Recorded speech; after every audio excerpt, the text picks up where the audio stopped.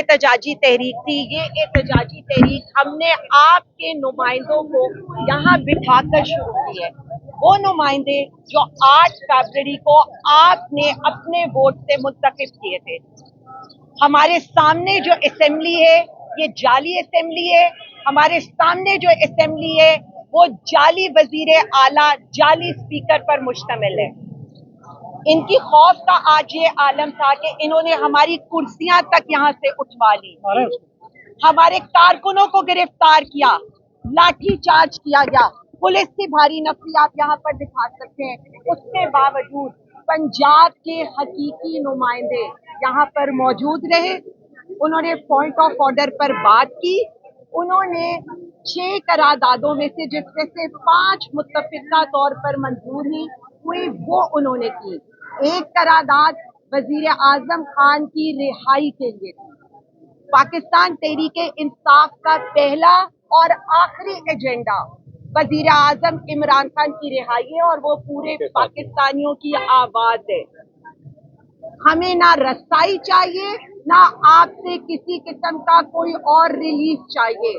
हमें सिर्फ अपने लीडर की रिहाई चाहिए। दूसरी करारदाद जो यहाँ के जाली स्पीकर ने रेफरेंसेस भेजे हैं हमारे 26 अरकान के खिलाफ, हमारे वो 26 अरकान हमारे वो शेर हैं जिन्होंने डट कर इस जाली वजीर आला के मुंह पर कहा कि आप करप्शन की पैदावार है। 1000 अरब की आपने हमारे सूबे में करप्शन की है। उसके बाद हर रोड, हर गली, हर पत्ता, हर बूटा आपकी करप्शन की दास्तान हमें सुनाता है।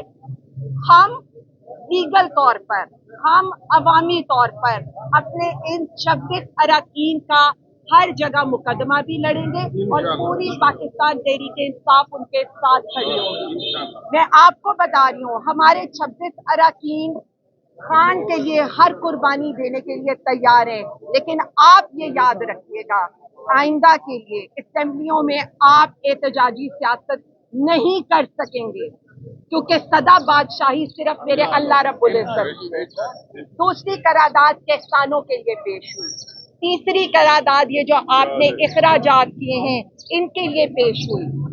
इसी तरह हम बार बार बता रहे हैं आप अपने घर भरने के लिए असेंबलियां लगाएंगे, हम अवामी इश्यूज पर असेंबलियां लगाएंगे।